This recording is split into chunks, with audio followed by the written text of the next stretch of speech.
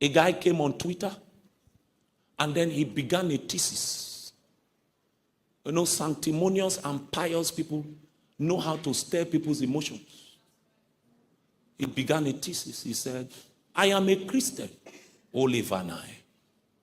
He said, but there is no way I am going to get married without cohabiting with the sister first.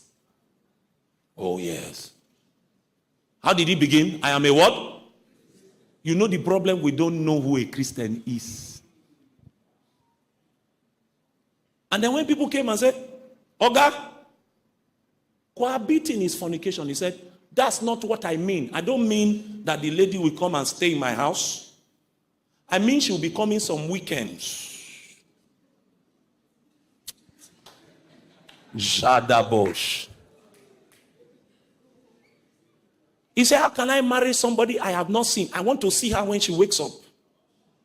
I want to see her without the makeup. I want to see how she behaves around the house. It sounds very sweet. It's the craving of a heart that does not know that in this kingdom you have a father and his words are what? Lord. You don't argue it.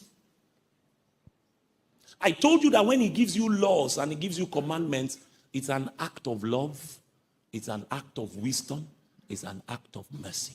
He knows that that is the only way to protect and to preserve your soul. So you will come and wear your t-shirt. Cook in your kitchen. Meanwhile, you are a scientist, you are an observer, you are conducting research. You are trying to write your PhD thesis. Your master's project is discover Irene before I marry her. So she has to come and do IT in your house. After she has washed the pot, you say, and so you go to wash pot for me. You know, Sabi wash pot. Then when she has done IT to a certain point, you will also check. Because you need to find out if both of you are sexually compatible. Because there are people who have collars and who have titles, who are teaching that part of the things that are important for the survival of a marriage is sexual compatibility. So don't marry somebody that you are not sexually compatible with. So how am I going to check if she does not come to do weekend? So we need to check. We need to check whether she has prowess in delivering sexual satisfaction. Then when we check and we are not satisfied, we now drive Irene and bring in Amaka for another specimen check. Because you have to have enough statistics to be able to write your thesis. I don't have problem with the foolish boys that do it. It's the sisters that speak in tongues on Sunday that carry their bag. So where are you going? To my fiance's house to have weekend? My God! My God. And she speaks in tongues. Then other sisters that speak in tongues will come under and say, God, when? God, when?